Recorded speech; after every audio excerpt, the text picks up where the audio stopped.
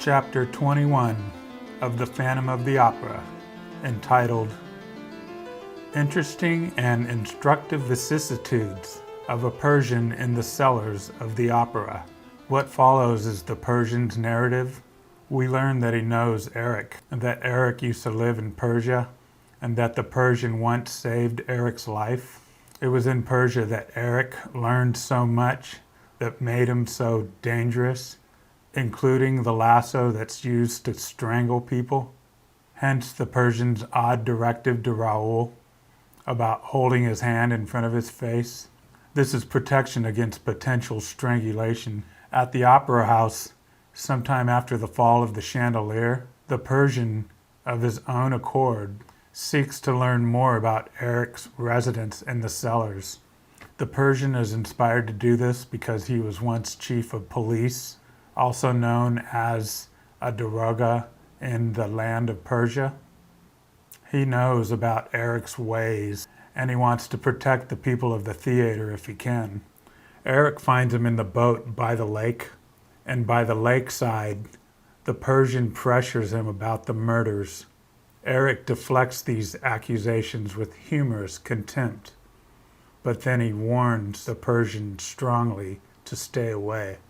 In these moments, in that subterranean atmosphere, the Persian suspects that Christine is being kept against her will, but Eric proves him wrong.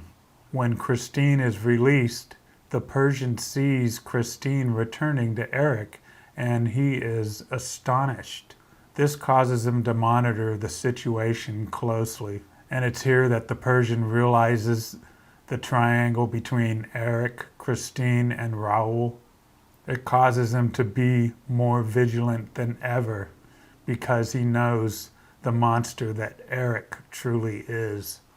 When we catch up to the moment where the Persian and Raoul have found themselves trapped, we learn that the Punjab lasso has been placed there on the floor on purpose for people such as themselves, people like Joseph Buquet, who came to find that it was much better just to go ahead and end one's life rather than endure the torture that Eric would seek to inflict. Chapter 22 of The Phantom of the Opera, entitled In the Torture Chamber. This is the Persian's narrative continued. Raoul and the Persian are trapped in a six-sided room that is made of mirrors. Through the walls, they can hear Eric talking to Christine. He is giving her an ultimatum in which she can either marry him or he claims that everyone will die. At this moment, for some reason, an electric bell rings and Eric leaves the scene for a moment to find out what's going on with this, and he's very uptight and angry about it. It provides an opportunity for Raoul to speak to Christine through the walls, and at first she's surprised. She thinks it's a hallucination, but Raoul convinces her that it's really him. She tells him that she can't help him because she's tied up. It's frustrating because she just so happens to know where the key is to the torture chamber. The Persian then tells her to just play along with the game so that Eric will untie her. And it works because when Eric returns, he cuts her loose.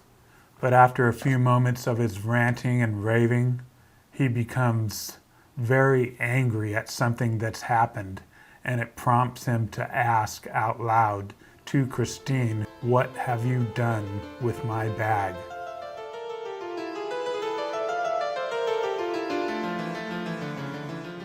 In these chapters, we see a clear distinction between Eric and the Persian, who have a relationship that goes back into both of their past. The Persian is obviously from Persia, and Eric, it seems, has lived there for quite a period of his life.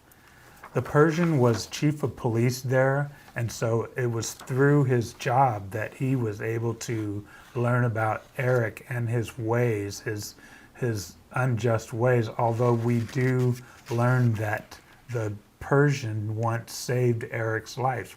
but we don't know the details of that story. However, the picture we see is that the Persian has a more mature side because he is in obedience to the law and he is a lawman and he behaves in that fashion, and those are the things that interest him. And we find that Eric has an interest in building contraptions, and he's builds rooms, and he's a contractor, but he also participates in illegal activity that has to do with violence. And on that note, we see more of Eric's selfishness and his inexplicable ways, because when he tells Christine that everyone will die, he states that everyone will die and be buried. And what this is an indication of is that he's going to blow up the opera house. Eric is using this tactic of threatening to kill everyone as a manipulative tactic to get Christine to marry him. It's blackmail and it's selfish, and we don't know if he's going to actually kill all these people or not.